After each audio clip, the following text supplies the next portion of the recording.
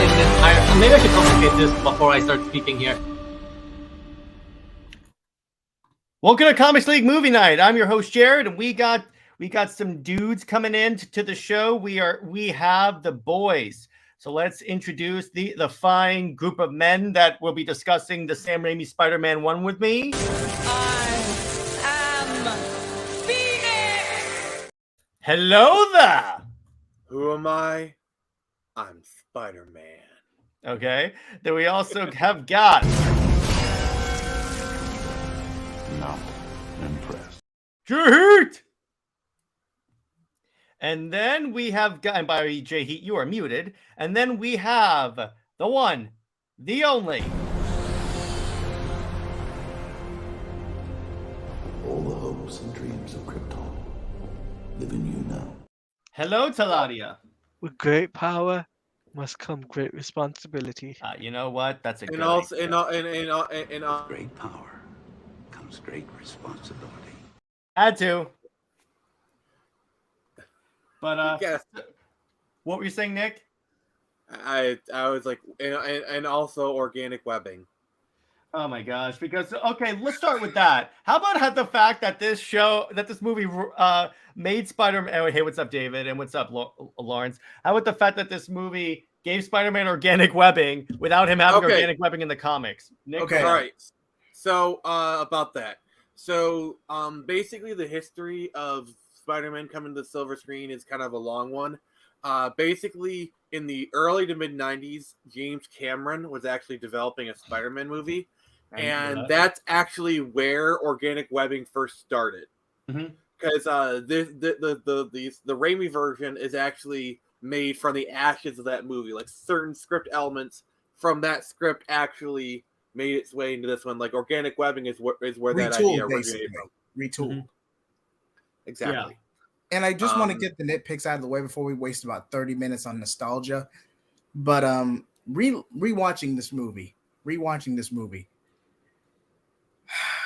Even if you don't factor what happened in 2 and 3, Kristen Dunst, MJ was toxic. I hate her, Mary Jane. I will say, apart from that, I feel like the movie holds up. It was always a nostalgic throwback romp. Even when it first came out, it was a bit antiquated. Let's be honest here.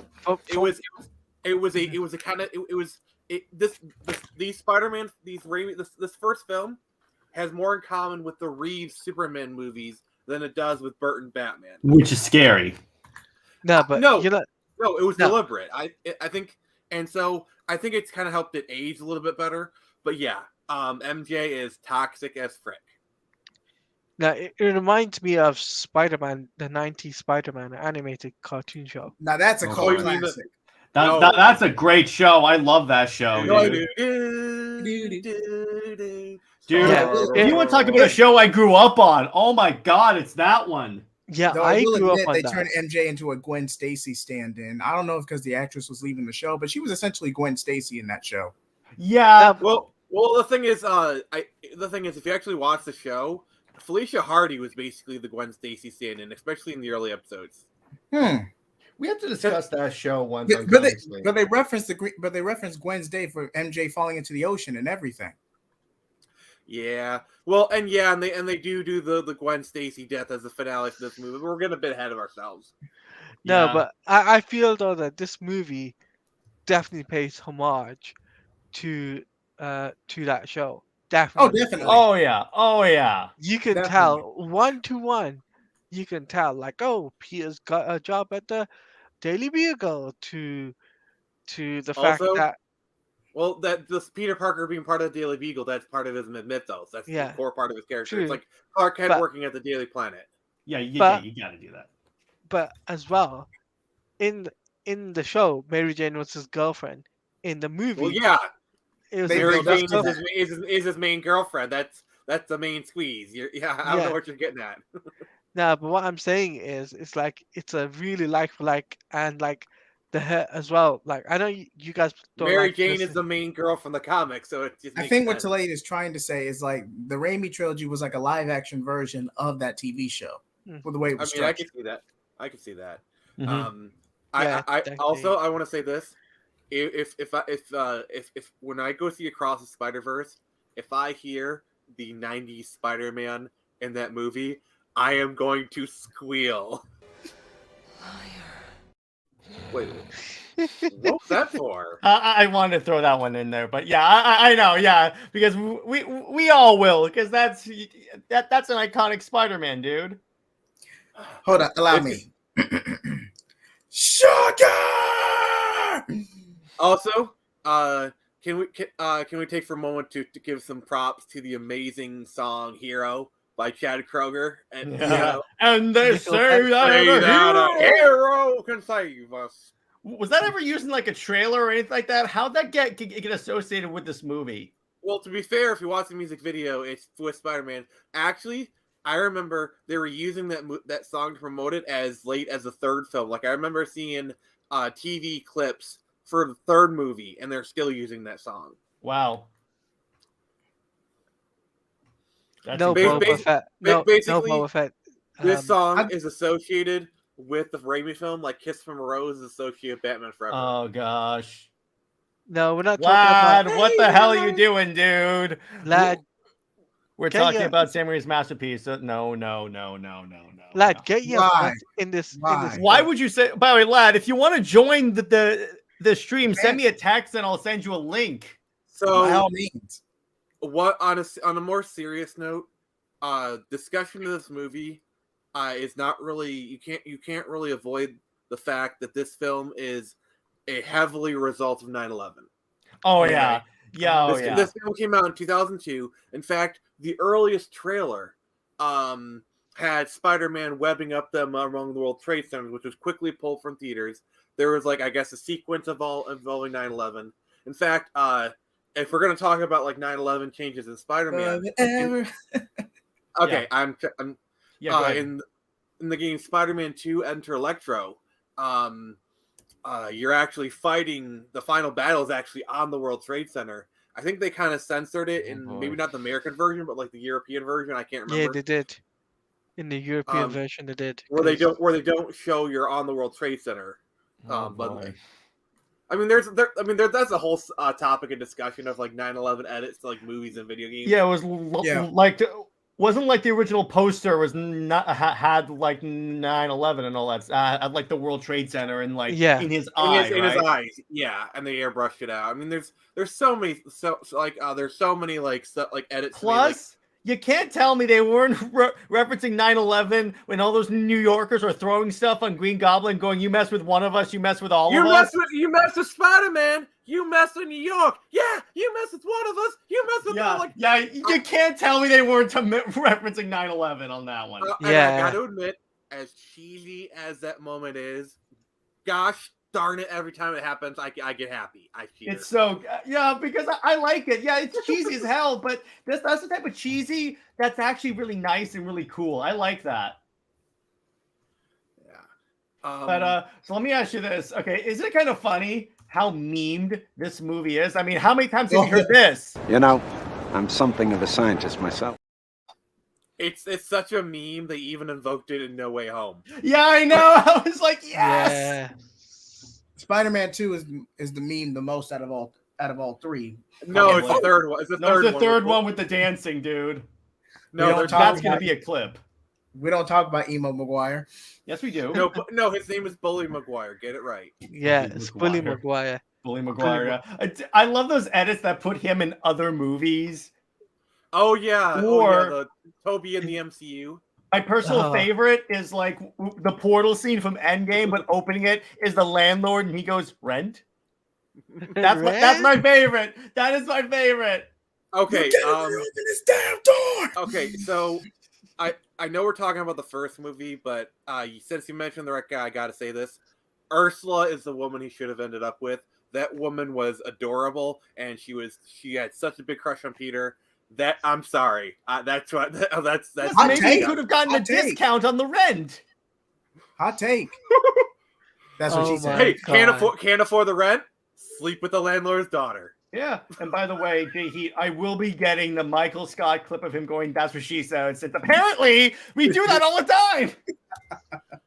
I must say, I actually really liked James Franco's performance as Harry Osborn.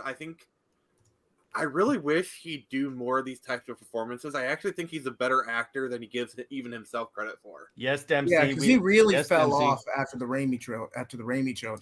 Well, really it's not really he fell off. It's just he kind of started doing a lot of comedy movies, which he is a good comedy actor. He's hilarious, but I liked him. I liked him as Harry Osborn like a lot when you think about it. I will say, if you do like James Franco and he enjoys the mysterious stuff, there's 2 movies he did that were really good called Flyboys, which is about like pilots in World War One. That's yeah, really I saw good. that. And then there's also a school. Annapolis. Yeah, Annapolis is one I was going to talk about, which I love. So, Which is like was a Navy school and it's like boxing. You got the woman who played Allie. Actually, you got 2 Fast and Furious people in there. You got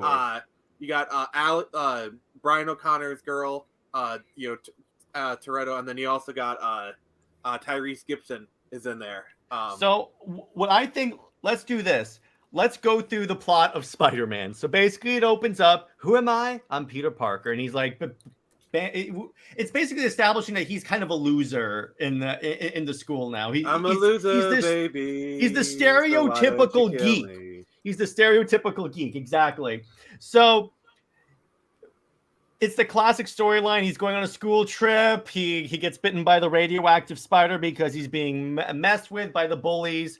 He gets like this ginormous and unhealthy spider bite on his hand, and I'm like, oh my god, dude.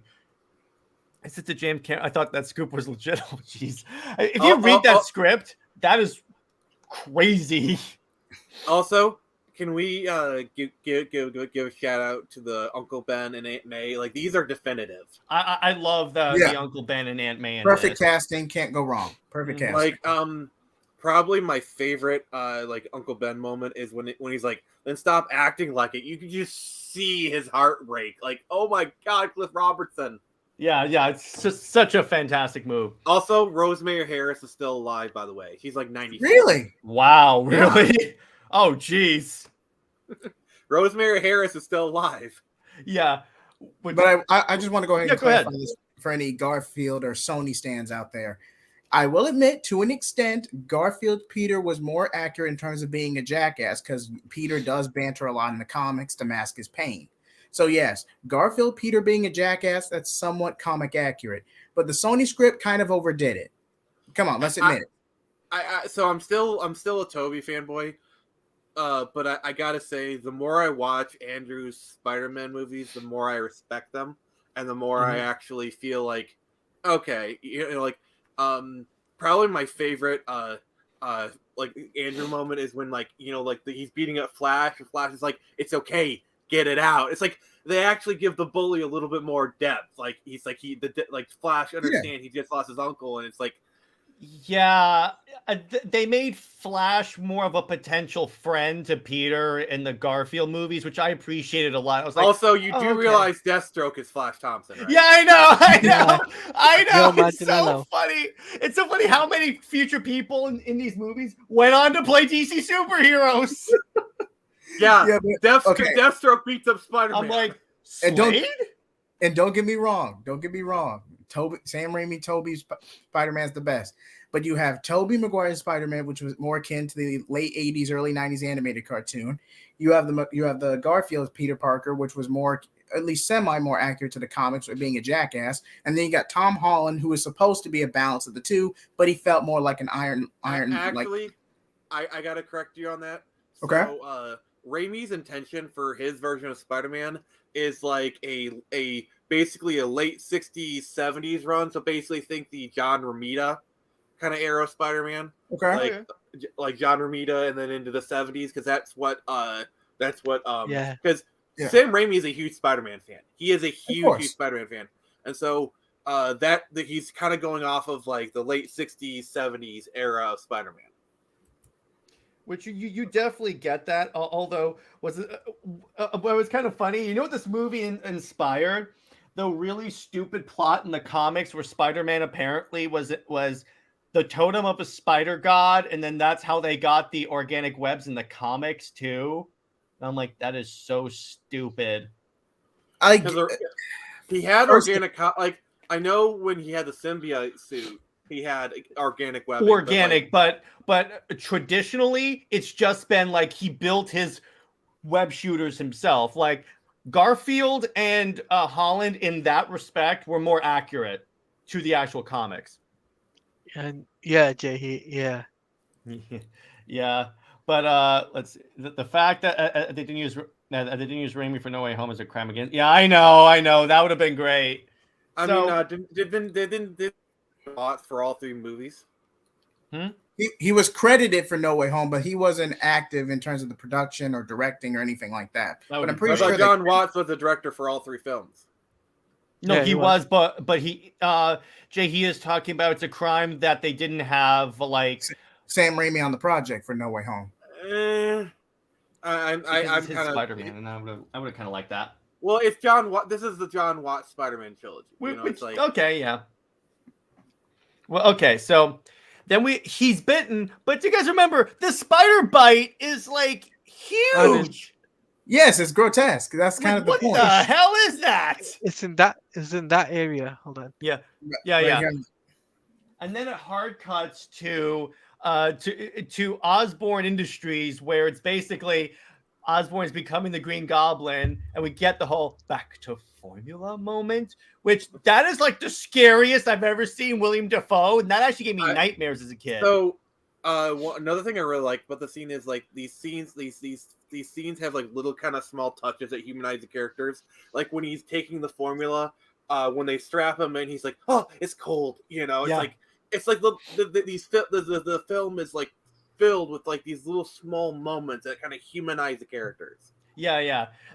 And then he escapes. And also, you could definitely see like Sam Raimi's horror elements, like with the whole like Spider-Man nightmare, and then with particularly with the Green Goblin thing where he goes back to formula. Yeah, I'm like, that is 100%. definitely when it gets tense, he brings out his If you see editing style. If you rewatch this movie, you will be confident that William Dafoe could pull off Joker. Yeah. He could pull it Because off. when you think about it, Green Goblin is pretty much Marvel's Joker. Pretty much. Also, if you watch this movie, you'll realize why in No Way Home they got rid of the helmet like right away. Mm-hmm. Yeah. Because William Dafoe's facial acting. You is, need like, the facial acting in order for it to really communicate it. Don't get me wrong. For this film, I don't mind. It's the fact that- serviceable. It's serviceable. Yeah. But like I'm actually okay with them in No Way Home getting rid of the helmet, so like allow him to facial act, because like. No, but here's the thing though. This was the first ever live action Spider-Man film. And So they need technically, to- when you think about it, now it's the Yeah. first ever MCU movie. Fun fact. I think it was Hugh Jackman was actually supposed to make a cameo, and I think it was either this film or Spider-Man 2. I think it But was Fox 2. couldn't find his suit. Oh, wasn't it also in Spider-Man 2 at the very end? Frank Castle shows up in like a cameo. It's a blink and you mess it thing. And I'm Yep. like, yes, Yep. yes. And it's Thomas Jane Punisher. I'm like, yes, baby.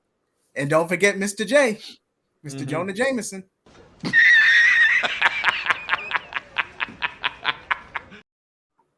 I'm Okay, keeping that one. you couldn't have set that up better if you tried. I know. It was my mouse was hovering over it, and when JJheat brings up J. Jonah Jameson, I'm like, screw it, let's do it. Also, you do realize who's playing Betty Brant, right? Yeah. Yes. Elizabeth Banks. Rita Yep. Repulsa. Rita Repulsa. I know, right?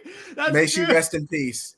May she rest in peace. Also, another thing I want to note is Hoffman, the other character, is Yeah. Sam Raimi's brother. Really? Really? Yeah. Yeah. So if you watch like Hercules, speaking of Xena, in the Xena montage, the Warrior. I was about to mention that. guy with 8 hands, sounds hot. That is Lucy Lawless. Xena the Warrior Princess, otherwise known as another ripoff of Wonder Woman. Also, Yeah. okay, can we give the wrestling scene? Boom! I'm getting there. I'm getting there. I'm getting there. So basically, the whole idea is that he wants to like he wants to buy a car so he can impress a girl, but he can only afford a really Also, shitty car. Those Yeah. prices on those cars are crazy. Like Yeah, They were. yeah. I'm like, I want those prices. But anyway, $40,000 for a Porsche 911. I remember this scene. I remember like articles, Twitter, just making out of this scene. It's typical Peter Parker. This is banter gold. Yes, he goes a little too far by quote unquote modern standards, but come on, the wrestling match scene. I'm getting there. But yeah, but it's like then we see him like making the suit, which is another really iconic moment. But I love how he draws out the actual Spider-Man suit, but then goes with a really crappy version of it. I'm like, what the hell? Wait. I want to rewind a little bit for his first wall crawling scene. Oh yeah, they did that practically. Oh yeah. Oh, and by the way, speaking of his first wall crawling scene, his first time using his webs. Go web. Fly. Up and away, web. Shazam. Oh, and we got the bots. The bots. I wanted. Please, you have the other DC reference in this movie. You're not Superman. You do too much. You're not Superman, you know. Yeah, I know. I love that. Get out, bot. Thanks, Lawrence. But it's like, yeah, but I love that one the most because now that I'm more versed in DC, when he says Shazam, I'm like, oh boy. But anyway, wait, you've only watched it once, Lawrence? Watch this movie again. You will enjoy it, my friend. What? He's only watched it once. Wow. We ban Lawrence from the show until he watches it again. Okay. But oh yeah, and yeah. So yes, he goes. He actually died like 10 years after. He died in like the early 2010s. 2012. Look at Draga. Oh jeez. I swear. I'm gonna give you this. I'll give Droga this. I'll give Droga this. I'll give you that, even though it's too soon. But yeah, so he goes in there. I love how much of a dick Peter is in this fight with Bonesaw. First off, Bonesaw is ready. Also, we get our obligatory Bruce Campbell cameo. Yeah. Oh, I love how he goes. Also, what's your name? Oh god. Yeah, I love. So what do you call yourself? The Human Spider. Is that the best you could do? The Amazing Spider-Man. He's like, that's not my name. Yeah, fun fact, the person says, I don't care, kid, get out. The one who pushes him out there, that is literally the director Sam Raimi that did that. Oh, really? Yeah, that's him. You can actually see him in frame. It's blink and you miss it. That's great. And I love like, oh my god, my legs. I can't feel my legs. I love where he goes, that's a nice outfit. Did your husband make it for you? Oh my god, that you joke can't make that joke today. Lou, listen, freak show. I got you for 3 minutes. 3 minutes of playtime. Yeah, I love that. And they like annihilates him, and then he gets screwed by the owner. He's like, no, see, the ad was you have to last 3 minutes. You were out there in like a minute and a half. 2 minutes. No, like the ad was 3 minutes. You pinned him in for 2. Just by that logic, shouldn't he be entitled to $2,000? Yeah, I know, right? But anyway, we get the whole scene. The wrestling place is robbed. And then Peter walks away. Peter lets it happen. I missed the part where that was my problem. Yeah, exactly. And then later on, Uncle Ben is shot. They later retcon that, but we'll get to that in 3. We'll get to that if and when we get to Spider-Man 3. But then we get the Peter turns into the Punisher, and I say this because he puts on the suit, goes after the dude, and beats the crap out. And it's to the point. Speaking of Sam Raimi's like horror things, you can see like behind the criminal, all of a sudden he'll like rappel down, then go back up. And I'm like, oh, that's so creepy. Also, it's the classic Spider-Man pose too. Yeah. Or it reminded me a lot of in Batman Begins, where the criminal's like, "Where are you?" Here. I love that. And then Peter realizes that it was his fault, and that he actually kills the villain. It kills the person. So to be fair, the villain fell to his death, but he still placed him in that situation. My point is, for all those people that say superheroes don't kill, this one I'm gonna argue is not Peter's fault. Like the film went out of its way to not have Peter. He's not the one near him. He lost his footing. Okay. I'll go with that one. But he did not watch the movie today since he needs a break from watching Power Rangers, of course. Yeah, of course, Lawrence, because we know the situation with Power Rangers. I know yeah. this. So then we get the montage scene of him being Spider-Man, and then we get all the people like Lucy Lawless doing the whole Dresses like a spider, looks like a bug. We No, should no, no. I'll just give him one big. What's up? Look out! Before he does it in that montage, he does the drawing for all the suits. No, he did that during the wrestling part. And then he pulls think it was out right the after. one with the fully realized suit. Yeah, what happens is that he pulls out the shirt thing, that the really crappy Spider-Man suit that he had for the wrestling, and then he looks at it, and then the camera pans in, and then it goes into the suit. He hasn't draw the suit yet. Also, Lawrence, this is for you. I am the emissary from hell. I am Sudipamon. Spider-Man. Jeez, we should talk about that show sometime. That was so fun. JJheat, you know, I know what you're talking about, right? The Spider-Man who kills people. Yep. The machine gun, and he has a Megazord. Yep. Oh, so fun fact. That was the show. So before that, Sentai did not have, like, the first 2 seasons did not have the mecha. It basically Spider-Man helped put the Super in Super Sentai. Yep. Mm-hmm. So then we're gonna get to it was and then Lawrence is very impressed by that. And then we get Spider-Man doing this whole thing, and then we first meet like J. Jonah Jameson, and he's like, and again we get the whole he wants pictures of Spider-Man, or like he's like this dude's a menace, taking the law into his own hands. James, your heart pressure, your wife's calling, or your heart pressure. Yeah, I love that. Also, I just want to note, he looks like ripped straight from the comics. He looks straight like J. Jonah Jameson from the comic books. Oh my god! Actually, like you think a real life J. This is like such a panel for panel, like right out of the comic. Ben Affleck Batman of the J. Jonah Jameson, I think. I was the only more perfect. The only more okay, you just stole my thunder, but okay. Yeah, I knew you were gonna go with that one, so I was like, no, I gotta get it for. But so then we get like a lot of establishment with like teasing Green Goblin, and then we have that little expo thing where like Green Goblin actually arrives on the glider, and it's like it's like in really bad, well, actually really 2000s level CGI, and that's where we have the first battle of Spider-Man homaging Superman when he rips the shirt, and I'm like, okay, I see what you're doing. That doesn't happen till the Times Square sequence. That's what I'm talking about, Times Square sequence. Yeah. Okay. That's a bit of a jump. A little bit of a jump in the because there's not much of that. Because I'm not like going through like. I mean, we get some plot with the Goblin. You need to get into some corporate stuff.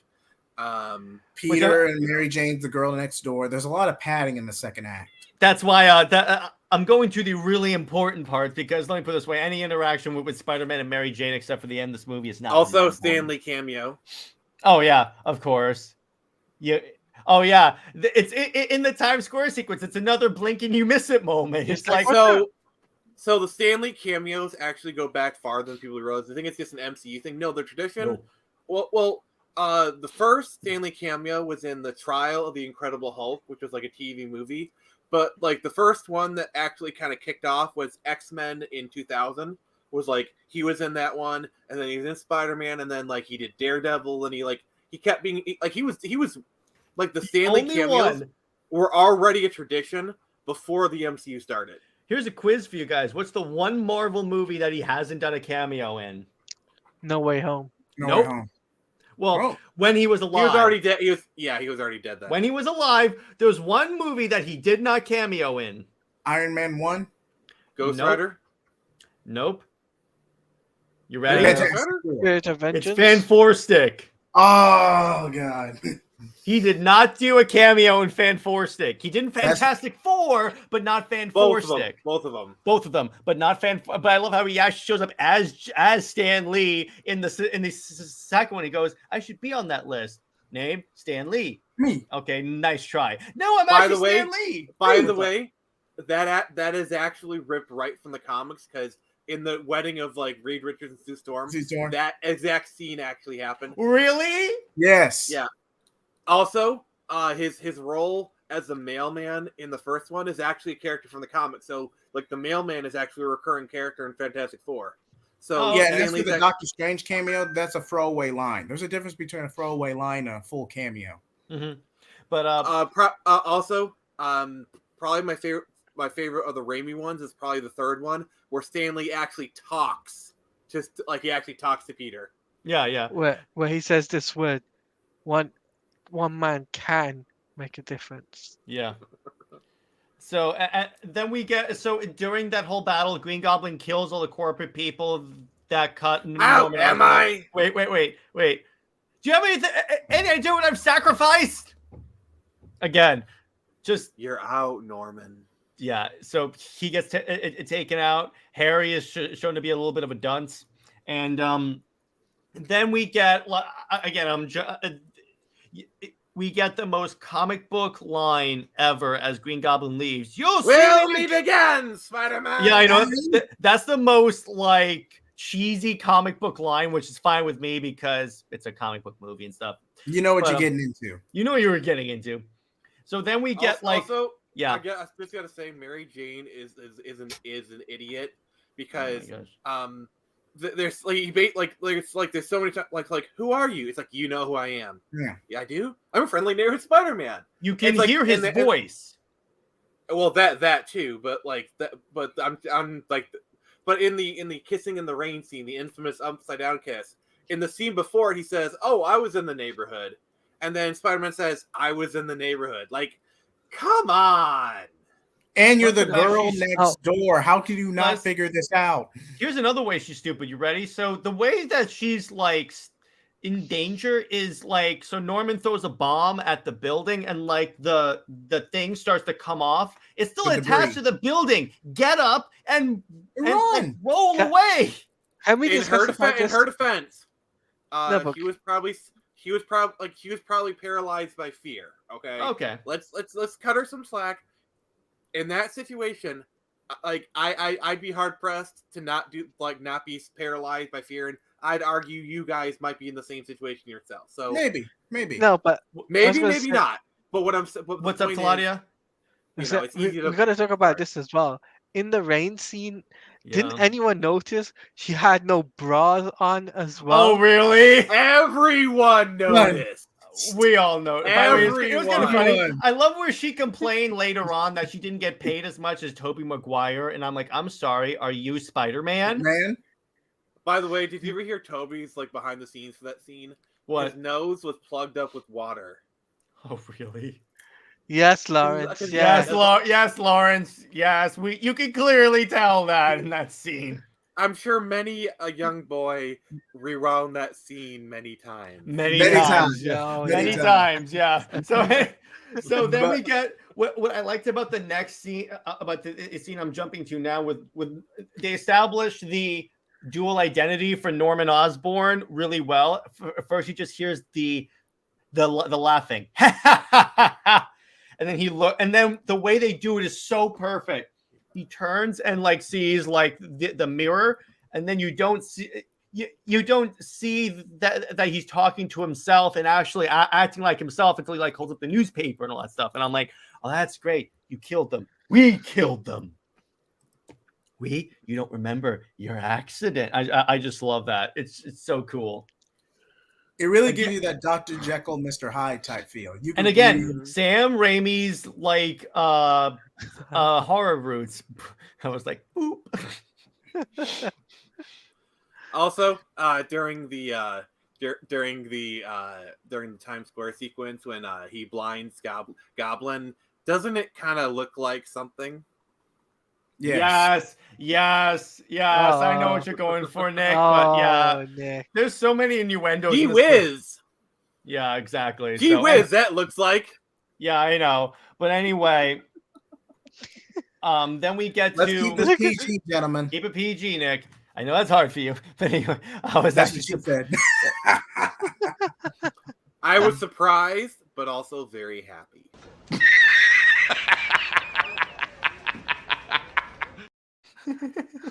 To be clear, I was gonna play that after JJheat's comment, but then Nick jumped in, so I had to delay it.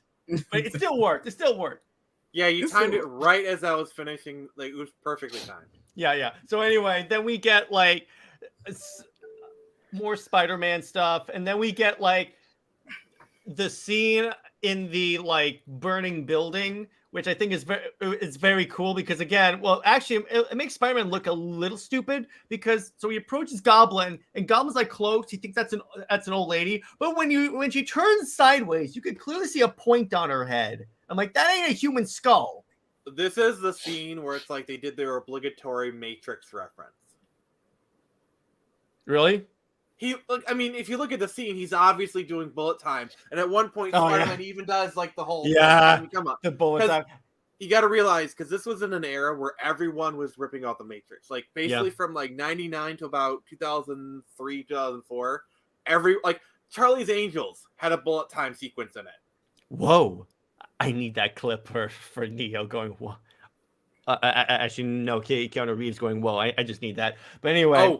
Okay, my best. I got it. This is a small tangent. Right. If you're watching the movie Kung Pao Enter the Fist, there's literally a bullet time where a cow is like shooting its milk udders, and he's like dodging it like bullet time. It's so good. Okay, you gotta watch Kung Pao. It's hilarious. I think I saw clips of it. I saw clips of it, but so then we get so Spider-Man is cut because he's not that good at dodging yet, but he even does the whole by the way, a lot of the poses that Spider-Man does when he like webs is inspired by none other than Todd McFarlane because this was around the time that we had his Spider-Man run. Yep. Also, can we I love how the lines like they both say like I'm sorry, work was murder. It's like I had to beat an old lady with a stick to get these jar of cranberries. I just love that. Yeah. So then we get like so Spider-Man arrives at like the Thanksgiving meal and he's like hanging on the ceiling and then you see the blood drip and that's the most like liquidy CG blood I've ever seen. Yeah. But say what you will about the trilogy in general. Oh, and by the way, Brown, I was watching this movie last night. It's legit a parody of this movie. Like no, except Spider-Man apparently goes and talks to Professor X, played by Tracy Morgan, and we see like Professor X's kids are also bald in wheelchairs.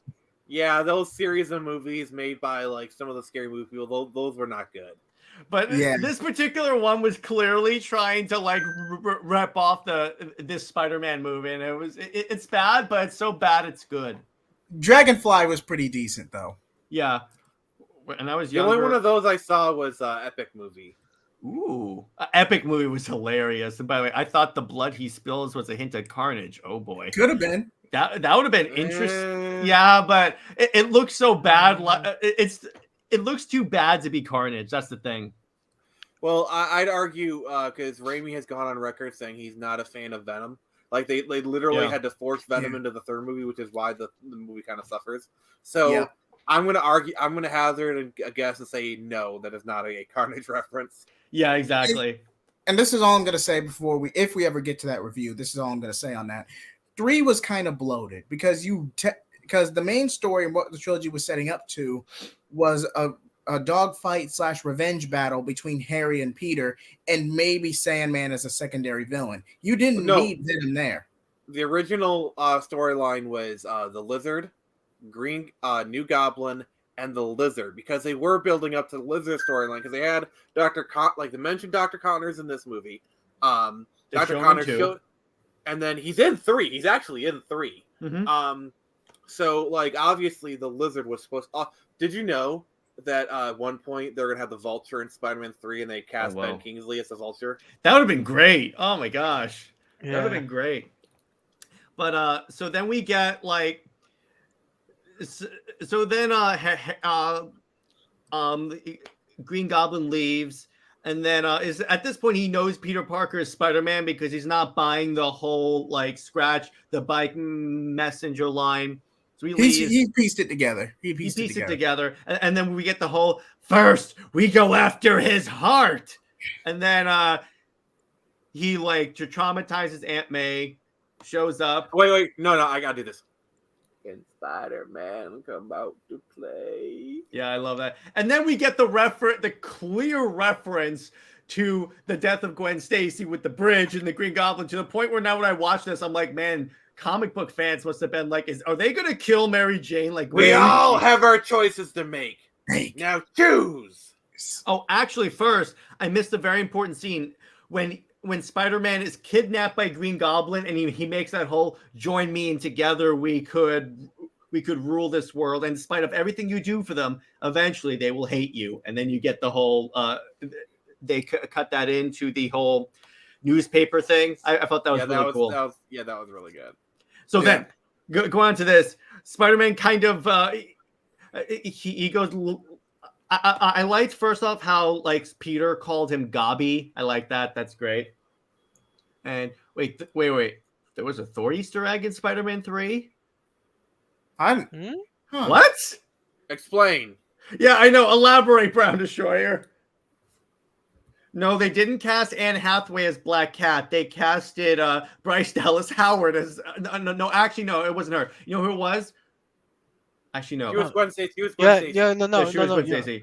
No. I'm getting confused. So actually, for Spider-Man 2, in some of the earlier drafts of the script, the Black Cat was originally going to be in Spider-Man 2. She actually was in the early, it probably didn't go far enough to cast an actress. Mm-hmm. So I don't, but like Black Cat actually was going to be in Spider-Man 2 at one point. Mm-hmm. That's why she was in the video game. Yeah, and then so then we get the battle. Well, first Spider-Man saves the kids. He's like holding on to Mary Jane, and he's also grabbing onto like the cable car. Then we get the whole "you mess with New York, you mess with one of us, you mess with all of us," which is the obligatory 9/11 reference. Which it still kind of gives me the warm fuzzies to this day. Yeah, it's great. I like that, particularly in the also, context. The itsy bitsy spider coming from water. I just love that. The way DeVoe says it, he could pull off a Joker. He could pull it off. He could so pull off a Joker. Are you kidding me? Particularly with his facial acting, because he could do the Joker smile too. Imagine if they announced a future Batman film and William Dafoe is playing the Joker. Oh hell yeah! Are you kidding me? That'd be great. So then we get the fight in the dilapidated church, and Peter gets like messed up, like half his mask is on, and then he beats Goblin to a pulp. Then we get the whole conversation with the whole little glider behind him. Godspeed, Spider-Man, and then he does the backflip. No, we got I had Peter, I was like a father to you. Be a son to me. And he says, I had a father. His name was Ben Parker. Love that. And then Godspeed, Spider-Man. Also, it's like, don't tell Harry. I don't know if this was for censorship, but I'm pretty sure he was stabbed in the groin. Yeah, he was stabbed in the groin. It wasn't like in the chest area or something. I mean, it was lethal. It was lethal. It was very lethal. Which I'm like, yeah, that's gotta hurt. I liked how before it hit, you got the whole, it zooms in on Norman and he goes, oh. And then we get the whole... Pictures taken moments before disaster. Yeah, but my problem is that then we get the ending where it's like Peter Parker, where it's like Harry Osborn going, Spider-Man's gonna pay and all that. But I'm like, I feel like if Peter had explained to him exactly what happened, I don't think Harry would be as upset. Yeah, but he was don't tell Harry. That's the whole thing. He was honoring his death. He was honoring Norman's death. I know. It's just that's the one part of this where I'm like, okay, that's kind of dumb. And it led to a hate. Excuse my French. It led to a hate boner that dragged over the course of 2 films. That didn't have to last. I will say, this is skipping ahead 2 movies. I didn't like how in like the first fight between the Goblin and Peter, he just casually tells him about like the stuff like, oh, now that your life is in danger by him, now you'll break that promise. Like that. Yeah. That was like a little. I know. And by the way, Brown, it's actually Dr. Donald Blake is Thor's secret identity. They referenced that in the Thor movie, which was really funny. Also, it was the butler who kept it from Harry. Yeah, the butler played a role too. Both of them. But until the 3rd movie, and then we get the cool team up. But anyway, then we get the whole obligatory thing where he's like, "I can't be with you, Mary Jane. It's too dangerous." Which they again reference. And what's up, Scarface? Then she I mean, reached out to J. honestly, Jonah I think- Jameson's son, and One at a time, guys. Nick, go ahead. Honestly, I think this ending is just so perfect because it is exactly what Peter would do. I do feel bad because they kind of like did a story thread where it's like she kissed Peter and then like she did like with the lips, looked at him, like it's obviously she was putting two. At that moment, she figured it out. I out. think. But they didn't follow that story thread through. Like they should have followed that story. Until No. 2, right? No, she didn't know he was Peter until she saw him in the mask at the end of 2. Okay. Like that story thread, they didn't actually follow up on. Toby rejecting MJ was such a Chad move, particularly that version of MJ. But also, it's a great power, great responsibility move. Yeah. And also, this is my gift. This is my curse. Who am I? I'm Spider-Man. Yeah, I'm sorry. That is so. And that ending like swinging montage. Oh, that still looks good to this. And day. was kind of interesting, by the way. We'll talk about this when we talk about Spider-Man 2. But so you know how in Spider-Man 2 the opening montage shows like essentially comic panels from like the previous movie.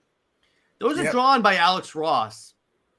Oh, and while we're talking of extras, shout out to shout out to Danny Elfman who did the score for this movie. Yes, that is such an iconic score to the point where I got chills when that came on in No Way Home when he shows up, and I'm like, oh my gosh, you're hitting my nostalgia bone right now. So, question to you guys: did any of you guys play the tie-in game for this movie?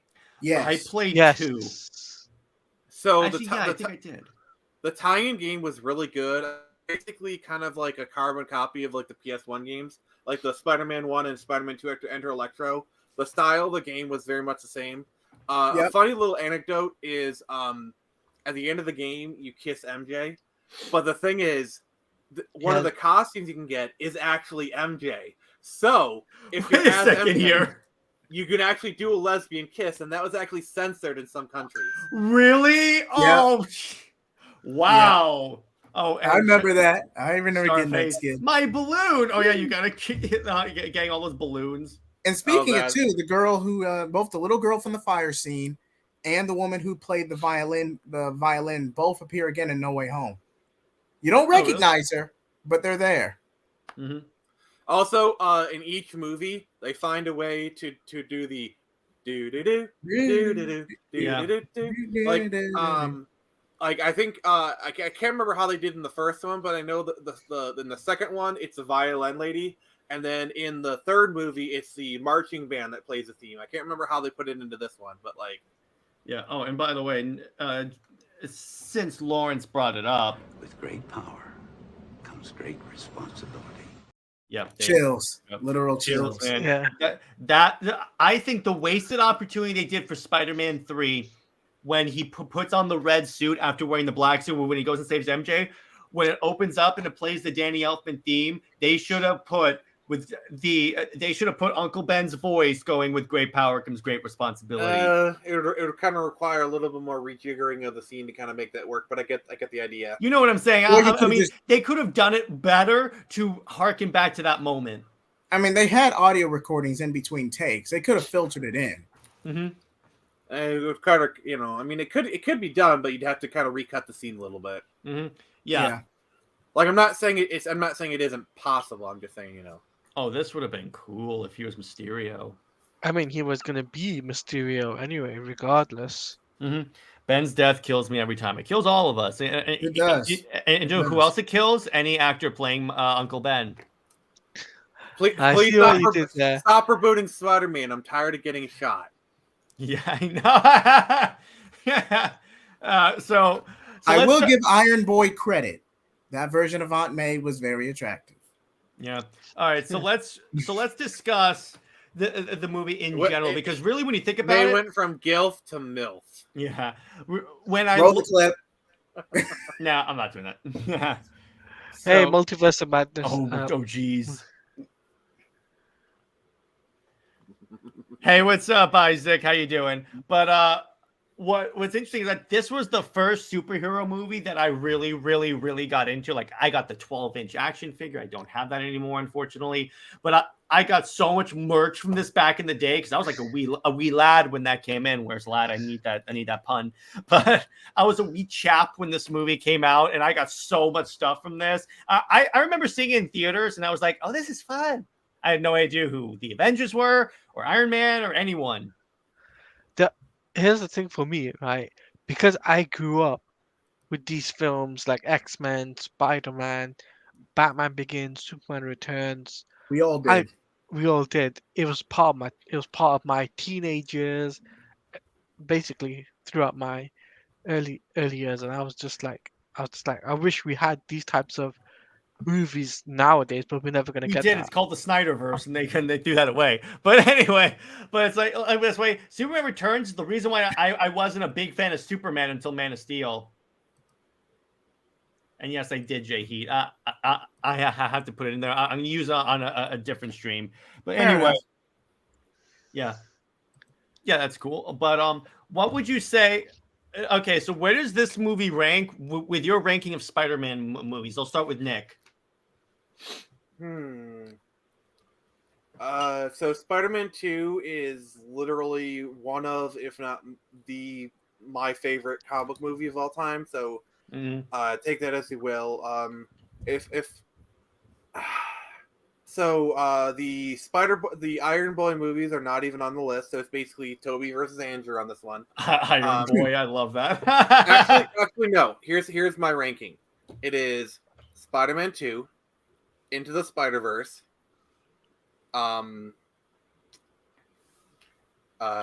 Spider-Man 1. No, Amazing Spider-Man, Spider-Man 1, Amazing Spider-Man, and then no, Amazing Spider-Man 2, and then Spider-Man 3. Not bad. Okay, not too bad a list. All right. Mine in terms of Spider-Man movies is number one is this movie, and then the Iron Boy movies because I enjoy. Actually, no, the first Andrew Garfield movie because that was the most comic accurate Spider-Man I think we got because it has the origin right. It has I liked his Peter Parker. He quipped way more than Tobey Maguire ever did. Toby was more akin to the cartoons. Yeah. Andrew was more akin to the comics. I think Tom Holland, just strictly speaking from an acting and like characterization standpoint, he is like the most purest mixture of the two. The problem is you got a good actor in an otherwise bland movie, and the thing I never really liked about at least the first two Spider-Man movies is everything was handed to Peter. Okay. Yeah. True. Like literally the second movie is about literally these glasses that he could use to take over the world if he wanted to. And it's like if he gets in trouble, he can just call Happy Hogan and bail him out. That's not Spider-Man. No Way Home, he kind of started to get to that, but he still he still had these. It took him an entire trilogy to learn such a simple lesson. Yeah, like No Way Home felt like a Spider-Man movie, but like still, it's like, oh my, like it's like, oh, everyone knows I'm Spider-Man. Well, I'm gonna go to the wizard and make. It's like that's not a Spider-Man thing. Like you that's not something. That's something a punk kid who doesn't know any better would do. Well, actually, he kind of did. He did go to Satan to save his Aunt May and ended up trading his marriage. We don't talk about One More Day. Don't bring One More Day into this. Do you know if you even evoke that one more time, I'm leaving the stream and I'm never coming back. Yeah, I hate it. Don't you bleeping bring that up. Yeah, I know. I can't believe I that did whole that. ordeal was a publicity stunt gone bad, and we've been suffering the consequences for the past 15 to 20 years. If I ran Spider-Man, the first thing I would do is undo that and say, guess what? Spider-Man's with Mary Jane now. Deal with it. And marry Mary Jane. I would immediately say, I would immediately also say, by the way, that happened on a multiverse, and that's Earth BS, and that's where we put like all the bad storylines, like that. Sagas. Basically, what I would do, if I had a chance to kind of start fresh with Spider-Man run, because basically I do kind of like a reality warping kind of thing where he's been married, he's married to Mary Jane, and they have a 12-year-old daughter. Yes. May Parker. You mentioned Mayday No, Parker. more- Tevye is going to show up in the chat. No, actually, not 12-year-old, 14-year-old, 14-year-old daughter, and he's inherited the spider powers. Yeah, Yeah, Mayday that's Mayday Parker. Parker. Yeah. Which, yeah, great. And then I would actually call out like all the. I would say, okay, so I know Casada's really gonna hate me, but guess who's back with Mary Jane? Guess who's not at Marvel anymore? Yeah. I would also Michael fire Dan Bendis. Slott because he can't meet a deadline to save his Oh, life. I would. If I ran Marvel, that'd be the first thing I would do. I would say, okay, so if you can't meet a deadline, guess what? You're done. Guess who I'm forcing to write that story? Dan Slott, because he hit. I would force Like, Dan literally- Slott to write it. Yeah, because he's gone on that he hates that he hates Mary Jane Peter with and Peter MJ. Parker as Mary. What I would I'm do, gonna force him to write it. Like, and I then don't you think- know what I would do? You know how I would fire him? Do a tweet because he's always on Twitter. I would say, "Hey Dan Slott, at Dan Slott, you're fired," and then block him. and then block, and then I would have all my friends block him. No. I would have the official Marvel account. Look how block him. Yes, excellent. I would have the official Spider-Man account block him. I will pay James Gunn to quit his job at DC Studio. You got to pay him a lot of money for that one. But, You'd be like Bruce Wayne. He's like, I am now buying the studio. yeah, you know what I would do? Changes. Another thing I would do if I ran like Marvel, I would tell the X-Men office, you're launching Krakoa into the sun. Get off of the freaking island and I would fire the entire staff. I would literally reboot the X office, fire everyone at that office. a lot of the talent, especially at Marvel, are freelancers. You only have like a few. So one of the first things that sorry, JJheat, say your stuff. Hang on. I'll say mine. Hang on. I have to do one little thing right here, since we're obviously going to be involved in this conversation. Now, if we ran Marvel, But I want to do a side. If I ran DC, I would get Tim Drake back with Stephanie Brown, and I would off panel. No, on panel. And Okay. I would make a point of mailing that issue to Dan DiDio. Oh, and I would also mail that issue to Megan Fitzmartin. And say you're fired. With a note saying, please have this free limited edition copy of this particular comic. And by the way, you're fired. With the Donald Trump meme going, you're fired. No. It's the Vincent Kennedy McMahon. You're fired. Yeah. Okay, all right. In all seriousness, if No, I we're not going to retcon it. We're just going to put him back with Stephanie Brown, which makes you know what? more sense. You know what? I'm just gonna say it. All Fitzmartin did was literally rip off the Harley Quinn animated series. Yeah. I'll say it. I'll freaking say it. Whether she's writing it or she sends some clip notes for the next writer, Connor's gonna be off world for a while. Then it's gonna come back to Earth. Tim gets his little confession, and depending on where it goes, and then it's gonna lead to how Bernard was just a safer bet. Here's how I retcon it. Basically, it'll be revealed that Poison Ivy doused him with some sort of like plant chemical that changed his sexuality. But Why would Ivy go out of her way to do that though? to mess with Batman. Because and also she was secretly controlling Tim this whole time as like a spy or something. Like it's a way to say, hey, Tim isn't actually bi. Oh, it's plausible, don't get Drug. me wrong, but how would it work in story? Because ever since she was paired up with Harley, Ivy's been rather tame. No, but here's the thing, though. It makes She's sense. now a villain. He's a villain. It makes it. No. Here's why Nick is right. As sudden as that would be, it's no more sudden than what these people have been writing in DC. But anyway, if we ran Marvel, again, I would fire everyone in the X office. Literally everyone. Ayala, Dugan, everyone. You're gone. I would start fresh, and actually, I would tell Chris Claremont, I will pay whatever you want. Come and fix this. But again, No. a lot of these writers are freelance and they go back and forth between the big two depending on the assignment. What I would No. say is No. Here's what you're gonna do. All right. You're gonna do an X-Men series written by Chris Claremont, drawn by Jim Lee. or even Van Skyther, whichever works. No, Jim Lee. No, Jim Lee, because Jim Lee is a classic X-Men artist. And then Okay. I would say, And well, having okay. Jim Lee come back to X-Men would be a big freaking deal. Yeah. Yeah.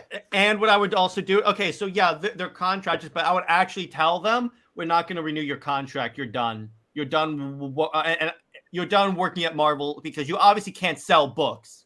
If I ran Marvel, I would do a Angela Queen of Hell book and have Todd McFarlane draw it. He would never do it. He would never do it. We're not saying he has to leave DC. He could just draw the book. It would take 5 years to come out because he keeps getting delayed, but still. But what it might do is have a Ghost Rider Spawn crossover and have Angela. I would basically convince Todd to let have Angela be in there.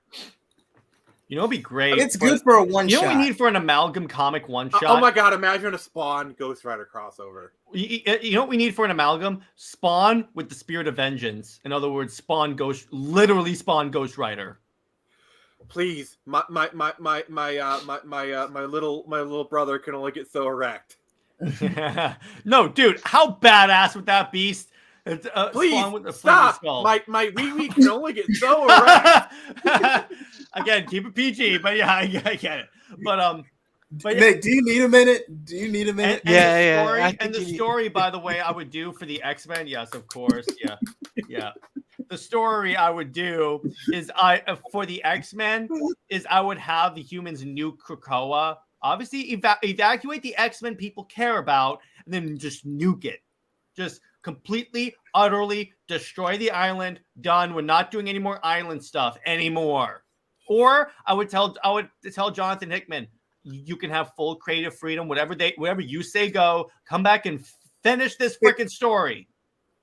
Just imagine if they announced Cliff Claremont and Jim Lee doing an X-Men book. Can you imagine the hype? Dude. Can you imagine the hype? All right, Brown, the art was fantastic in that. The story though.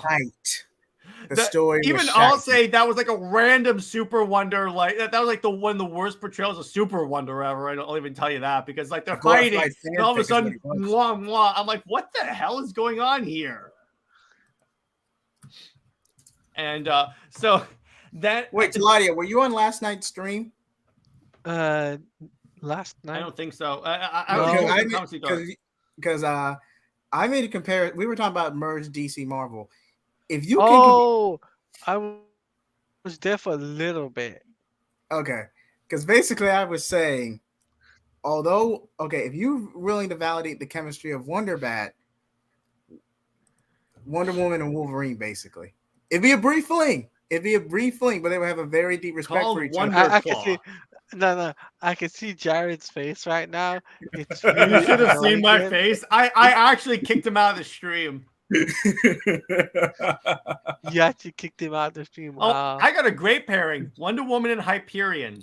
That's the same thing. Yeah, I would say I do think Black Canary and Wolverine would actually make for a good thing. Yes. Okay, that I can see. That's way better. That is way better. I can see them because obviously Black Canary likes really strong, tough men, and Wolverine also likes strong women. You know, he likes women that can kick his butt. So Plus, I think him and Black Canary would. Plus, Wolverine won't cheat on. Oh God, Droga. That's crossing a line. That's crossing. Clip. He's on our side. He's on the Wonder Bat side. Roll the clip. Alfred and Aunt May. You would, Brett. You would do that, Nick. This is at least that makes sense. This is pretty much Drugger right now. 60% of the time, it works every time. Now, what about Wonder Woman and Darkclaw? Best of both worlds. Get out. That's the worst of both worlds because it's Wonder Woman with the two people that I think don't work with her. Now you're just trying to piss me off, Teladia. Starfire and Longshot. Hey, Alfred and Martha. Wait. Alfred and Martha. We can have a Step Brothers moment. Oh my gosh! Which funnest night ever. Which Martha? Ugh. That's true. Which Martha? It's probably Martha Kent because Ugh. a Step Brothers moment. Oh God, that would be Ugh. hilarious. You Super you Step started- Brothers. No, World's Finest Step Brothers. Oh God. Oh God. That would be great. So anyway, back to if we ran Marvel. I'm going to ask Nick, how would you run the X-Men office? Do you agree that we should just fire everyone there? Wow, Yeah. Lawrence. Ugh. Oh, What? wow. Wait, why would we get Yoshi Shirado to talk about Gotham Knights? Those two are not related. I don't understand. He's Yoshi Shidaro. I know who he is. He's no. I know who he is, but he plays Gotham. He's played Gotham Knight, so I think he Oh. wants to talk about. He's a I fan think of that's Gotham what Knights. he's trying Well, to do. That's okay. All right, fair wager if you can pull it off. You can pull it off, Teladia. Would you do it? Oh, if you're Not for interviewing 2 Yoshi months, Shirado, for 4 you better weeks. have me in the interview because as the resident Power Ranger Sentai fan, 4 you weeks. need me in that. Here's a pair. Too easy. Too easy. Too 4 easy. weeks. No, 4 weeks isn't too easy. It's too hard. No, I'm talking about Katana X Punisher. That's too easy. Rick Flag, Maria Hill. Okay, That's a given. But Nightwing and no. I got it. Rick, Maria Hill, and Steve Trevor, both characters that annoy the hell out of me, and both are virtually useless. We get and it. both are Dan. virtually useless. Exactly. Oh, Anyway, I love this. It said deal. all right. Do you know Yoshi Shidaro? That's the question for you. No, he'll If you just do- tweet them. But anyway, Yeah, back no, to what we were seriously. talking about. So Nick, Do Nightwing you and agree- Elektra. Last time I'm gonna say it. yeah, that would work. So Nick, do you agree with me that we should fire everyone that's in the X office and just replace them with like Chris Claremont and Ethan Van Sciver? No, get even Van Sciver on DC. Oh yeah, 100%.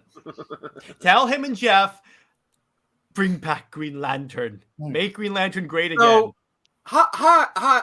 So, hi, Jeff. Hi, Ethan. I realize I just literally parent trapped you guys to get you in this room without you guys knowing each other. I'm gonna lock the door here. Knock on the door when you have a full Green Lantern story planned out, because you're not gonna come out any sooner. Enjoy those donuts. That's literally all the food you're gonna get. Yeah, except for like there's like a little door at the bottom of the door that goes up in like trays of food or fed in. No. Oh, you are such a dick. The only thing they can use to trade for food is drafts on the story. Drafts on the story. Like- what are they? Like, what are they? you have pets? like, food, water, drafts. Do you have drafts? You give me No a draft. of food. You give me a draft of a script, and I'll give you a draft of water. Too far. Water. Dan. A draft for a draft. But anyway, Too far. have you heard what Nick said? But Nick, do you agree with me on the X-Men thing? 100%. What about you, And Jay? dude- Do you agree that we have to fire everyone at the X office? Yes, including freelancers. Yes. Fire Hey, we're not gonna renew your contract. You're done. You're done. Oh, and we're also gonna retcon out all of your stories, like completely. No, that's too big of an overhaul. Not really. Did you see how they retconned in Moira being a mutant? You wanna They know did something? what? Yeah, she's a mutant. That was the whole Hickman thing. You want to know one missed opportunity that they really should do? What? A Marvel Star Wars crossover. Yes, they own the license. They could do it. By the way, Like imagine The IP's Like- gotten too bad, man. It took the the sequel trilogy was too big of a hit. imagine like basically the Empire could basically coming to our galaxy and invading Earth, oh, the Marvel geez. Earth. That'd be You could great. basically get Wolverine versus Darth Vader. Oh, geez. Wolverine. Darth Vader cuts off Hulk's arm. By the way, okay, so JJheat, here's how they did that. So with Moira, they retconned it that she's a mutant, that every time she dies, she resets her. She goes. She essentially, okay. She every time she dies, she goes. She essentially reboots, but she remembers. But she's actually aware. So it's like when she's a baby on her third life, she knows who she is and everything. She keeps all of her memories. So she keeps going. She keeps having all these lives, and it turns out everything they retcon it. So the entire X-Men line that we've had for like so long was like one of her lives. Okay. That is Okay, the stupid. stupidest thing I've ever heard. I know. I think I've literally. But it's lost brain useful. cells It's because of useful. hearing that. It's But- useful. that was Hickman's thing. Hear me out. Hear me out. hook Myra into a power amplifier, then kill her, and then use it to reboot the entire Marvel line. Yeah, you could do that. Or Or, just literally, better yet, I go into the office with a gun and I point it at the editor. no. Reboot it. No. Sorry, Nick. Sorry. No, we're not doing that. I don't want to get taken down. But what I would do is here's how we do it. Secret Wars 3. We're rebooting the universe, people. I would get all writers in a conference, look me in the eye, and say, "Oh, look, this is good." I would gather all writers into a conference room, look them in the eye, and say, "I'm afraid we need to take that writing back to formula." Back to formula. Yeah, exactly. That would be great. I would stop hiring people who hate America on the Captain America book. Okay, that would help. I saw that in an article. Like, does John really hate America, or is he just no? I'm talking about Ta-Nehisi Coates. Yeah. Here's what I would do if I ran. Yeah. Here's what I would do if I ran Marvel. This is what I would do. Okay, go ahead. I would restart the Ultimate line. Yes. Okay. And basically, you want a black Captain America? Bam, put it in the Ultimate line. Basically, that is where canon means nothing. You basically reboot these characters however you want. You want a female Latina Iron Man? Congratulations, Ultimate Iron Man.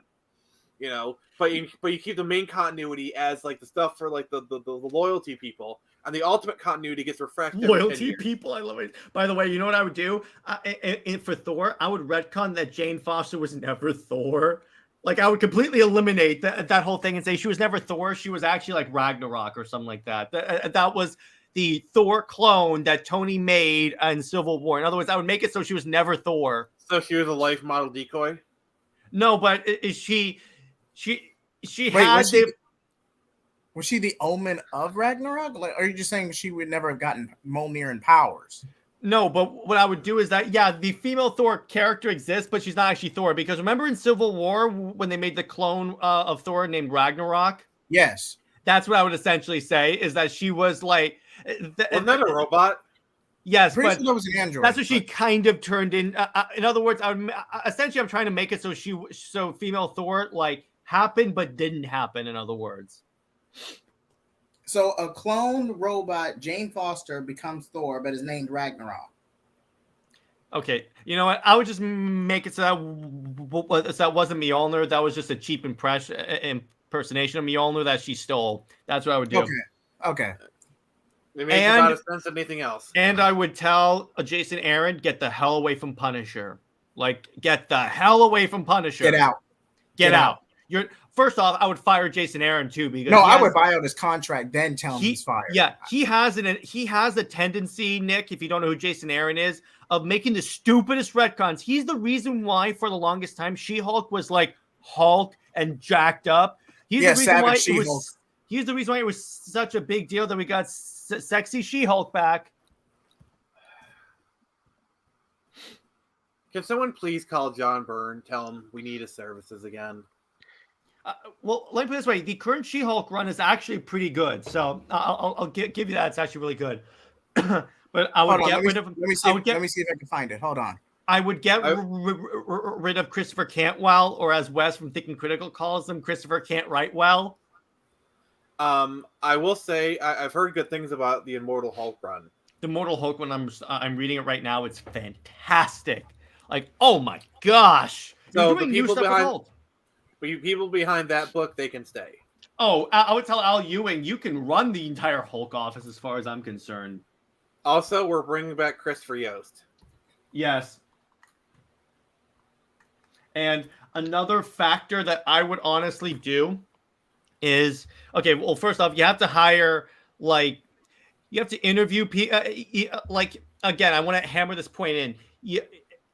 John Ridley and Ta-Nehisi Coates cannot touch Captain America. No. Absolutely not. And by the way, Nick, this was what Jason Aaron turned She-Hulk into. You ready? 3, 2, 1.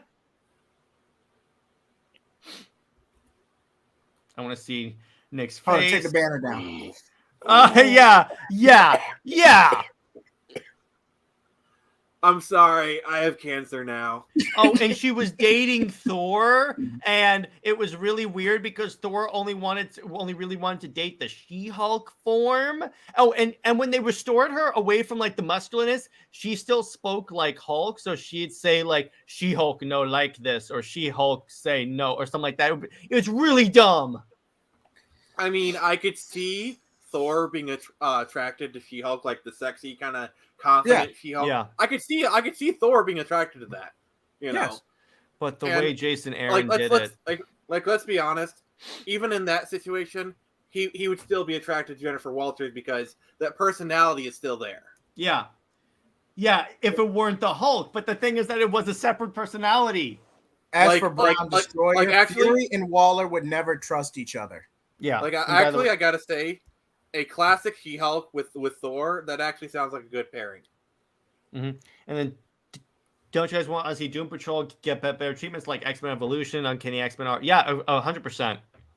And then I would drop the Spider-Man name from Miles. Yes, give him his own. They tried that, but they can't get a good superhero name to work. Hire someone that Shadow actually Spider? is creative enough. We could do No, it. I got a good word. What? Spider-Boy. They would never do No, that because then he's a derivative of Spider-Man. They can't do that. I thought they settled on Shadow Spider. No, with him it was Kid Arachnid. It was the last time they gave him an actual name, but it's so dumb. That is so stupid. I know, it's so stupid. At least Gwen had a really cool name. Ghost Spider, something like that. That's such a cool name. Even though he would be better suited for the Ghost Spider name because he cloaks. I gotta say, I actually really dig, Spider-Gwen, like the whole Oh yeah, alternate universe where Peter Parker is her Uncle Ben. And the she's lizard. She's a drummer for a rock band called the Mary Janes, and like her moves are inspired by ballet, where she literally like ballet slippers. Like someone put a lot of thought into that character, and I appreciate it. By the way, so you know what else is a really good character that I would definitely keep around? Gwenpool. If you read the Gwenpool series, it's hilarious. But I would give her It gets a too redesign. meta. Little too meta. I would give her a redesign so that she does not look like Heather Antonos. Oh yeah, 100%, 100%. Because if you don't know, Heather Antonos is not a good person. Heather Antos is she's And Gwenpool design was based off of Did her. you see that? Like she applied to DC, and Jim Lee told her no Yep. because Jim Lee's a smart I believe person. it's because of her like conspiring to get people fired and stuff. Pretty much. Yeah. I mean, Jim Lee, he's been in the industry for a while. Like, he's not a dummy. Yeah, Lousy I mean, business decisions. there but are some. That's why for the most part I have a little more hope for DC than Marvel, because they have made some good decisions like that.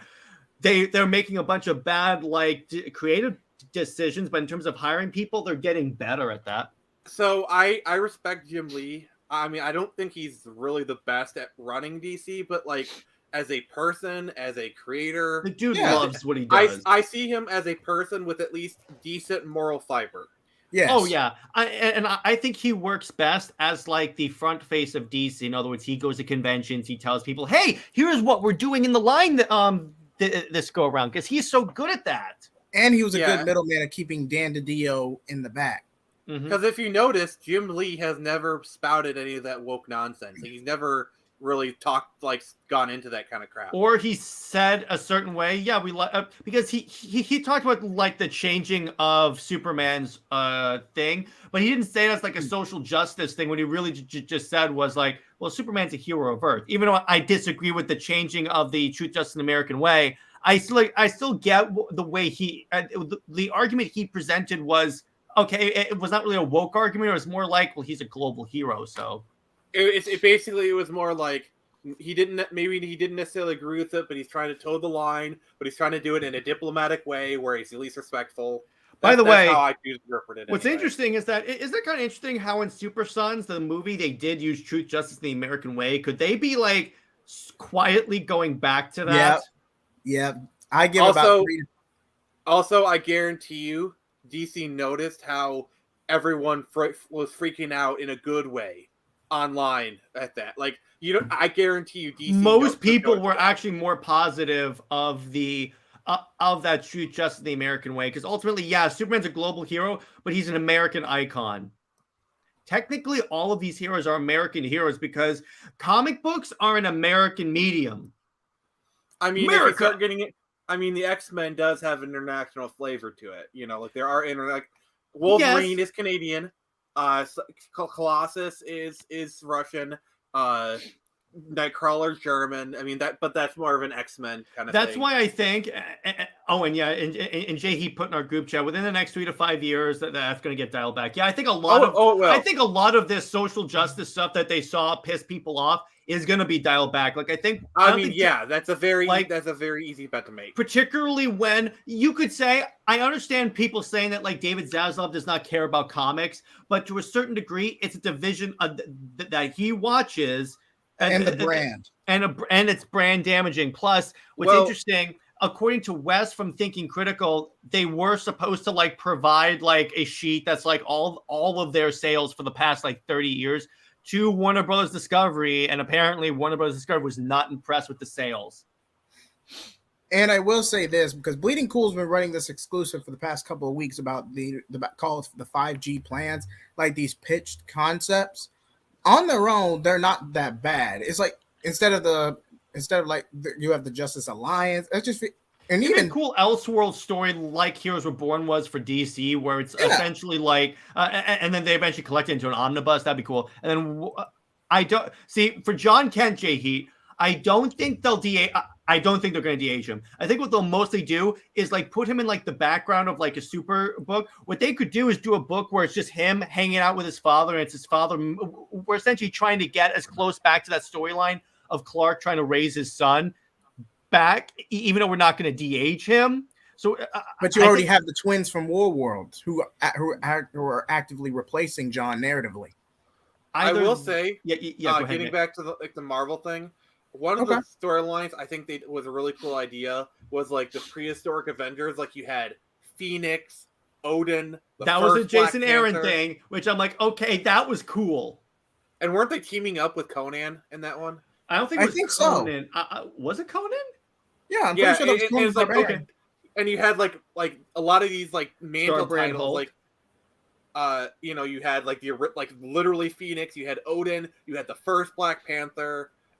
And then Nick, do you know what Jason Aaron did next with that? He retconned it so the Phoenix itself is Thor's mother. Look at Nick's face! Look at Nick's face! He was so.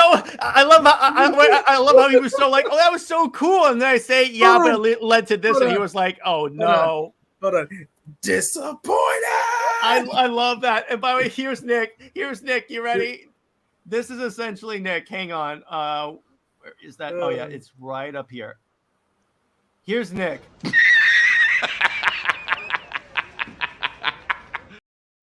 Now, Brown Destroyer asks, who is your best Marvel Comics artist for a specific superhero? I like Jim Lee on X-Men, and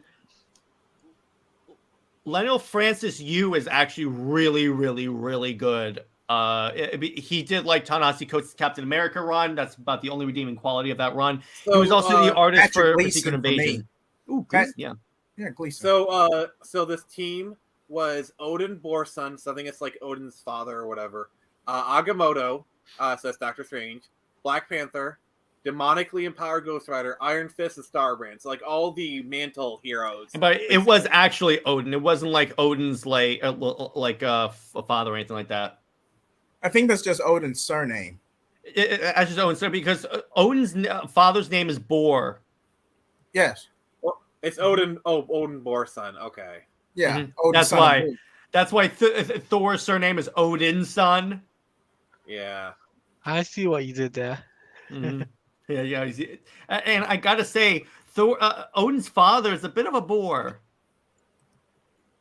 I had to. I did a Nick pun right there. Roll the clip. Roll the clip. Which clip? Which clip? This? All right. Oh, okay, I see what you're doing, but okay, it's too late now. But and I would essentially tell these people, okay, I get the whole world outside your window thing, but we're not going to go so heavy-handed on this politics stuff.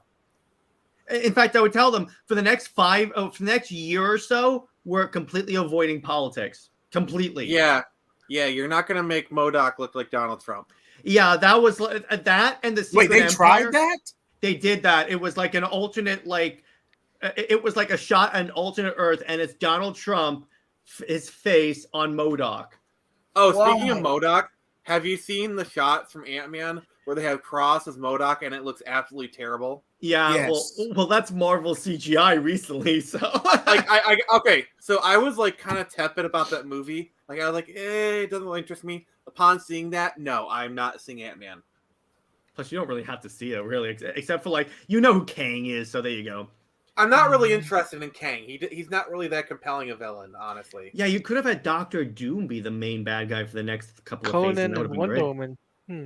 I could, that was a book that I have and I reviewed on Indie Wednesday. It's so good. It was actually a Gail Simone book drawn by Aaron Lopresti. And Yeah, by the because way, Gail Simone has done a lot of Conan stuff. and by the way, Aaron Lopresti retweeted that video. Just want to tell you that right there.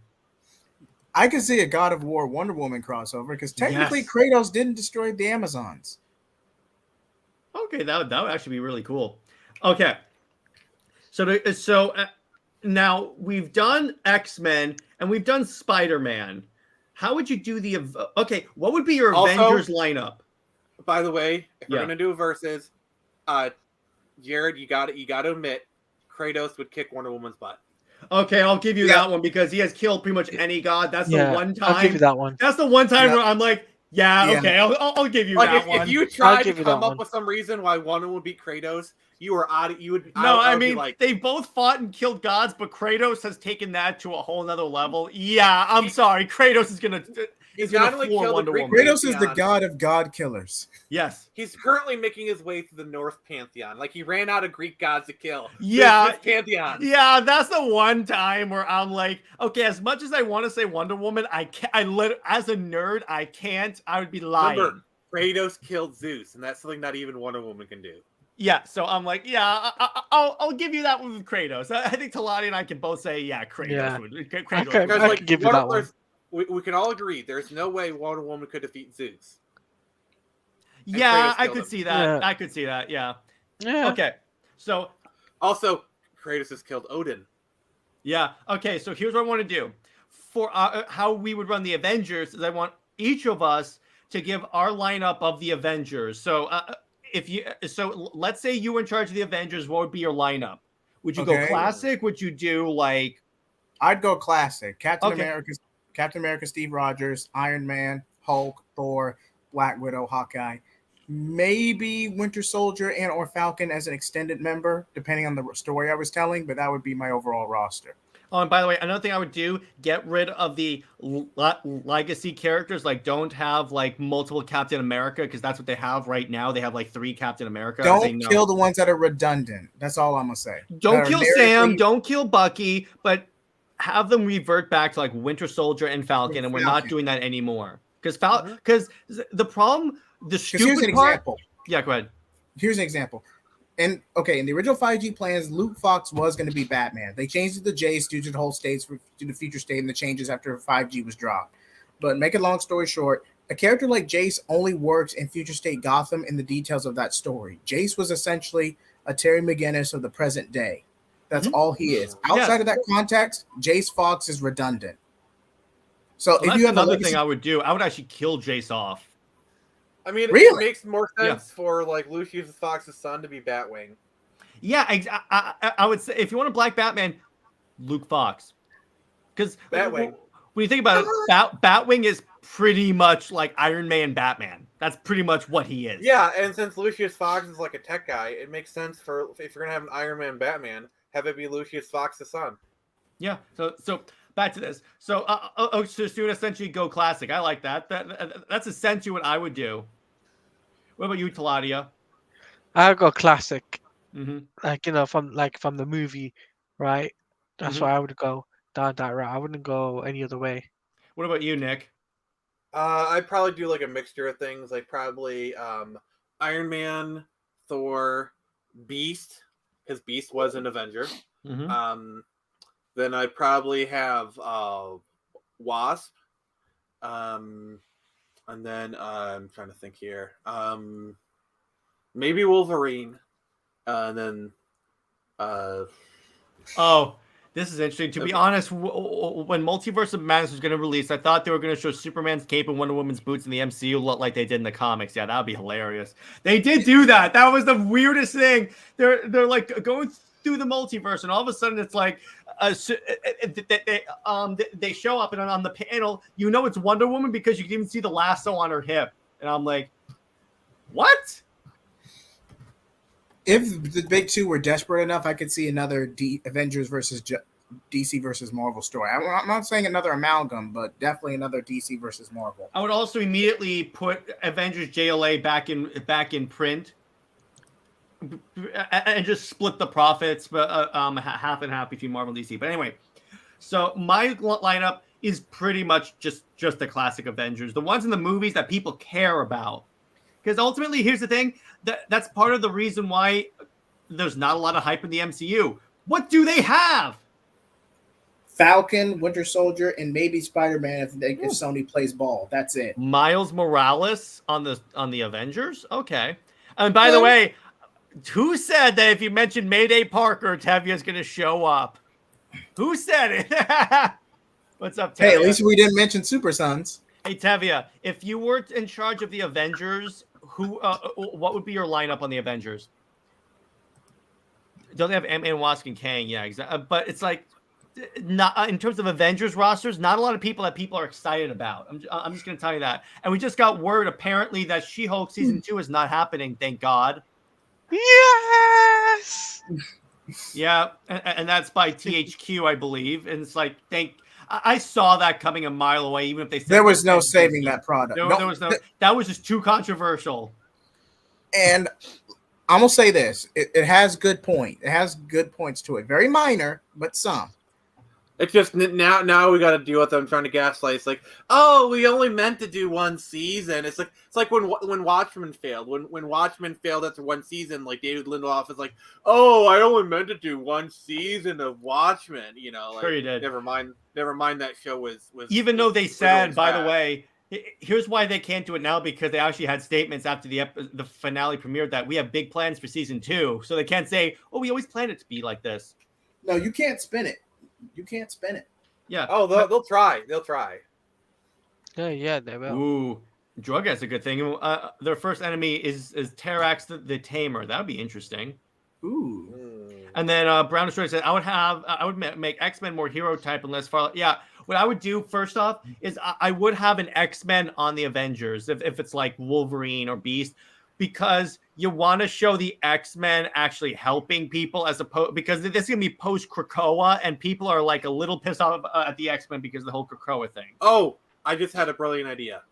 So what if they did a story where it's set on Mojo World, but instead of it being TV focused, it's social media focused? Ooh. Like instead of Mojo being all about like TV ratings, basically Mojo World is all about like social media and engagement. And basically, Mojo is like a big mega. That's how I would reinterpret and Mojo Tevia, for modern day. Why is Mayday on the Avengers? Because Mayday. No, I mean Mayday Parker. Peter. No, Parker, I think he's saying he wants Peter and MJ together with their daughter Mayday. I think that's what Tevia is saying. Well, read this first. Okay, I would love to have Peter Parker, Spider-Man, Captain America, Hulk, She-Hulk, Scarlet Witch, Doctor Strange, and of course Black Panther and Iron Man, Hawkeye, Black Widow. And then I can see her on a Young Avengers or a Champions team, but I don't see Mayday on the Avengers. No, that ain't happening. But also, what I would do, I would tell my writers, you can't have every hero be the Avengers, because here's the thing. Yeah. This is why the Justice League is better than the Avengers. Another reason why. Yeah. Because the Justice League means something. To be fair, in some versions of DC Universe, basically all heroes belong to the Justice League. Like, yeah, but Young Justice. Yeah, but like I'm just saying. Here's the thing. Yeah, and this goes if I ran DC too. These teams should be what the heroes aspire to, not one you basically join by default by having powers. Sorry, that doesn't work like that. I mean, to DC's credit, even though Justice League was like the hero organization, you still had your senior members. Mm-hmm. You still had like the main ones that people actually care about. Like those were the people who ran everything. Those like the board of directors, and they made the votes, and then you had like all the other like league members.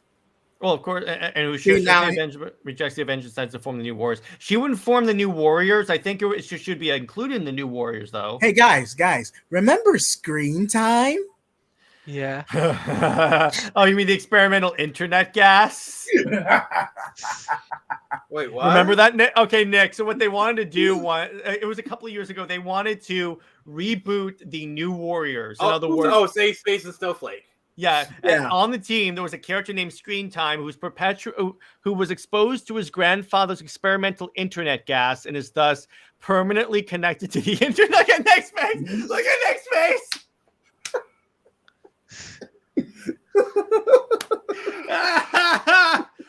Oh my God. Are you trying to kill me?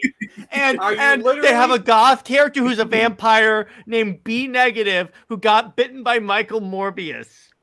And then and then wait, it gets better. Trailblazer cringe attack. I am about to die from cringe. And then Trailblazer has a magic backpack, so she has a bag of holding. Basically, and Safe Space can generate force fields, but he can't protect himself. And he has pink. His whole costume is pink. And to quote the author, he's the stereotypical jock. Jared, you're gonna kill him live. Oh, and when they're holding each other, Snowflake and Safe Space, even though they're brother and sister, are holding each other very intimately. I just love Nick's face when I mentioned internet gas. I actually asked Lad, who's an engineer, what the hell is internet gas? And even he was like, that is stupid. Internet gas is the gas that neckbeards make when they've been sitting on their couch for 5 days straight. And eating nothing but Cheetos. That's internet gas. It was implied that he was bitten by Michael Morbius, and as he was bitten, he goes, "It's Morbin time." And by the way, Nick, so you know what's interesting, Nick? I have to make an announcement. Nick is dead. The one you're seeing now is a reanimated corpse. All right, reanimated corpse of Nick. He died. He died via overexposure to cringe. All right. Reanimated corpse of Nick. You know what's interesting about this comic? It never released. Because the downvote, it had 3.1 million downvotes. People thought it was a parody by Comicsgate. And it came out, and the trailer came out around April Fool's Day. Everyone thought it was a joke. Written by Daniel Kibblesmith. Please tell me please tell me that not only did he get fired, no, but he also got tarred and feathered, and they paraded him in Times Square. No, he got to write Blade. Look at his face! I just killed the reanimated corpse. Jeez, you just about dead. You've literally got JJheat. But before that was great. But before I kill Nick even more, we'll call. Hold on, come on. I think this will be good for the audience. Let him rant. You gotta let him rant after telling them something like that. Let's see what else is funny. What else can I do that'll really cringe him? Well, you can talk about Super Wonder all you want. No, he actually doesn't care about Super Wonder legitimately. He just says that to piss me off. Let's see. Yeah, besides, we all know Wonder Bat is the superior ship anyway. Okay, so we're gonna call it. So at this point, okay. So on that note, we're gonna call it. Hope you guys enjoyed this discussion of Spider-Man and a discussion about how if we run Marvel that spiraled so hard that I killed Nick. That should have been the clickbait title for the stream. You killed me twice.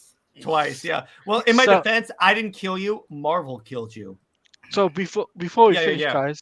Go ahead, Teladia. Okay, Marvel might have killed me. Teladia was talking. You were the one wielding the Marvel. Yeah, Teladia was talking. So before we finish, guys, just want to give you guys a heads up. Tomorrow on my channel, 3 p.m. Eastern time, the boys will be joining me. We're talking about the Netflix Snyderverse situation. Now, you guys are more than welcome to see what's that all about, and we'll have a nice discussion there. And yeah, I know Jared is like I talked to Jared about this. It's going to be really cool, and I know that Snyder Queen might be there as well. So In the chat or in the panel? in the chat, Of chat, course. What time is the show? 3 3 p.m. p.m. Eastern. 3 p.m. Eastern. I might make a cameo appearance. I'm actually doing a convention tomorrow, but like I might actually like get on my phone and like make a surprise appearance from the con and whatnot. You know, say Sweet. hi or something. Okay. And by the way, Snyder Queen, if you're watching this in the replay, we love you. Yeah, we love you. So yeah, we're going to be talking about that. There's going to be lot of discussion, and towards the end of the stream, there'll be an open panel for you guys to hop on. Oh dear. That You hear that, that'll get Tevye? complicated. There's an open panel for you. But I have only so for many Snyder people who like call me and try and hop on the panels all the time. yeah,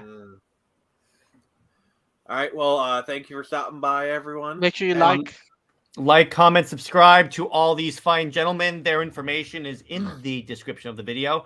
And stay heroic, everyone. And remember, with great power comes great responsibility. And Excelsior! there you go. Peace.